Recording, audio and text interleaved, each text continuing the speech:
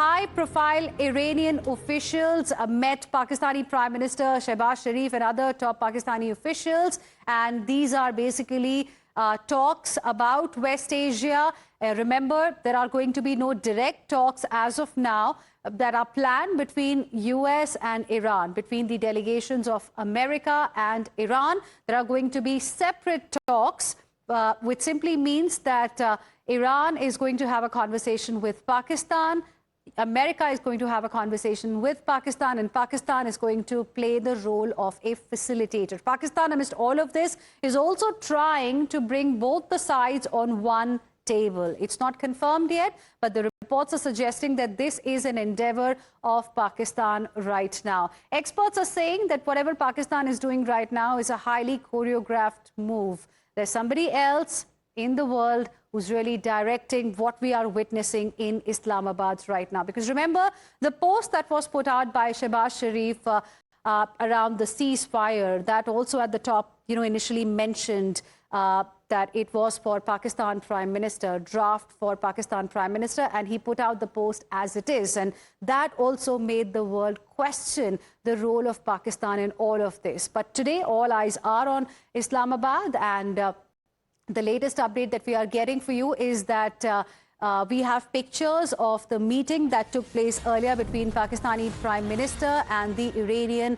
delegation. And this is the update that we are getting for you. And now there is another important update that has come from Pakistan that's being reported by some parts of Iranian media specifically. And we have gotten information about what the spokesperson of the Iranian government has said.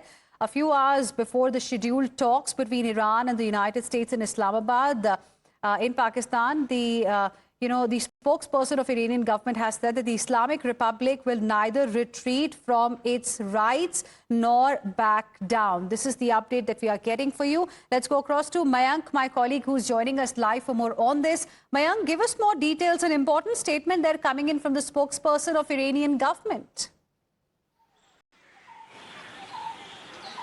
Interestingly, this war thing, it has been making rounds since almost 3-4 days before this talk of mediation and negotiation or talks of this started. And this war thing, actually, if you see both sides, which is from the US side and Iran side, they have been in one way or the other talking of continuing with the operations, and Iran has been saying that they'll be also in a way keeping their fingers on the trigger. Before the talk, it all began. These statements twice has come out from the Iran side, and the US, it was directly from the president himself saying that they'll be continuing with the kind of operations which are there. So both sides doesn't want to even lose a chance to say that operations will be there on and they are ready to fight, but let's talk. And that's the best part, actually. And I was using the word environment shaping. It is like not giving a space to the others, but wanting to talk and continue with the things which lead to some sort of a negotiation, at least on some point. And there are lots of sore areas or lots of sensitive points which needs to be discussed. So it is all environment shaping and psychological warfare which is going on, that no side will be losing its face. But when it comes to warfare, they'll be continuing with warfare. But let's talk and come to a middle ground wherein we can at least negotiate certain points and agree upon them, because in last 42 days lots of things have happened, and in this case let us understand that Iran was the one which has lost almost its top echelon in terms of its military, or in terms of its governance, or in terms of its political hierarchy. I'm just interrupting you there. More breaking inputs coming in at this point in time, because it is a developing story. Now, as per Iranian Foreign Ministry, any violation of the ceasefire will be met with fire directly and without hesitation. Reports are citing Iranian Foreign Ministry that has said any violation of the ceasefire that's currently underway for 2 weeks is going to be met with fire directly and without hesitation. Let me go back to Mayank, who continues to be with us at this point in time. Mayank, how do we see these kind of statements? First, there was a statement by the spokesperson of the Iranian government, and now there's this another important update that's from Iranian Foreign Ministry. Is it like a pressure tactic ahead of the key talks? Certainly. Because if you see, Iran has to say something in the way so that it can counter the way the operations have continued as far as from Israel's side on Lebanon is concerned. And Lebanon is something on which they have never loosened an occasion or lost an occasion where they have said that it remains primacy for them.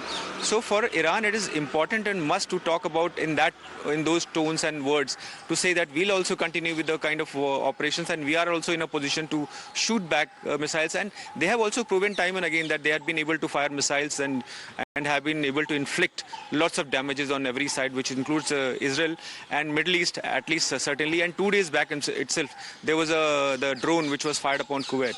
So it is becoming a sort of a bringing out a stance and making up a posture in front of everyone. Right. But let us hope that the way things have moved up as of now, till now, they turn out into a positive... Clearly, there are signs of optimism, but will that actually translate into something positive? That remains to be seen. Mayank, stay on with us. We have Pathikrit Pain, who is a geopolitical expert, joining us on the broadcast as well. Good evening. Thank you for speaking with us here on Times Now. All eyes are going to be on Islamabad, what really comes out of Islamabad as far as the peace talks are concerned. But ahead of that, what do you make of these statements that have come from Iran? Iranian Foreign Ministry saying any violation of the ceasefire will be met with fire directly and without hesitation. Earlier, we got another statement suggesting that, the one finger is always going to be on the trigger if the demands are not met. Well, if you look at the 14-day ceasefire, America needed it because there was perhaps a replenishment or reconsolidation that was needed on their part. Iran also needed it because for 40 days they have been battered with several rounds of bombing. They also suffered quite a bit. However, neither side, and especially Iran, can show that they are capitulating. So this statement is not just, for the sake of the negotiation to show that they are ready to fight it back. It is also for the people of Iran. That is the address that the regime is giving to the people of Iran, that they want to show that when it comes to issues of national sovereignty, they will not, budge. And even if they have to fight all over again, they will continue doing it, at any cost. So overall, if you look at the whole contour of this negotiation right now, there are too many stiff points on which neither side are willing to bend. And therefore, you can count on the fact that even if the ceasefire get extended by another 2 weeks, that will be the best that can happen.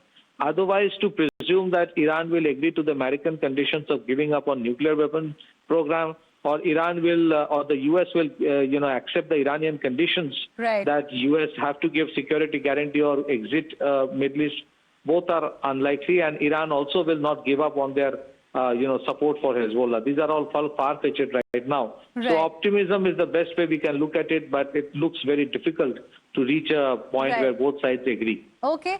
Mr. Pathikrit Pain, I'm just requesting you to stay on with us. There's another important update that we are getting for our viewers. A short while ago, US President Donald Trump had put out a post on Truth Social suggesting that massive numbers of completely empty oil tankers are heading to the United States of America to load up with the best and sweetest oil and gas anywhere in the world. We have more oil than the next two largest oil economies combined and higher quality. We are waiting for you. Many clearly read this post as, a suggestion coming in from Trump that America is a country that can really fill the gap if Hormuz is not reopened. Perhaps Trump is trying to lure countries towards America for oil and gas. And now there are more updates on this. Trump was in fact asked specifically on this particular issue, and Trump has told American media that Iran is a failing nation. This is what Trump has told to a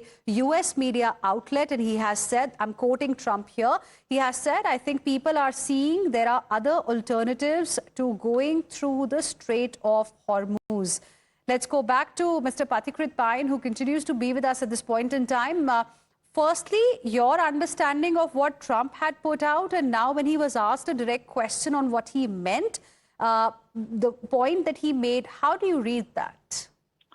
Well, that has always been the American approach since 1970s. If you see a series of war that has happened in Middle East, either they want to control the oil of the countries which are not aligned to them or are selling oil in the non-dollar denomination, whether it was Syria, Libya, Iraq. They tried the same on Russia, but could not do it, and now Iran. So either they want to control that oil supply, or they want to create a situation where supply of critical energy resources from that place becomes so very difficult that U.S. will then say that, look, you can come and take it from us. So that has been the whole game of controlling the oil market of the world, because that's where the whole issue of primacy of dollar remains.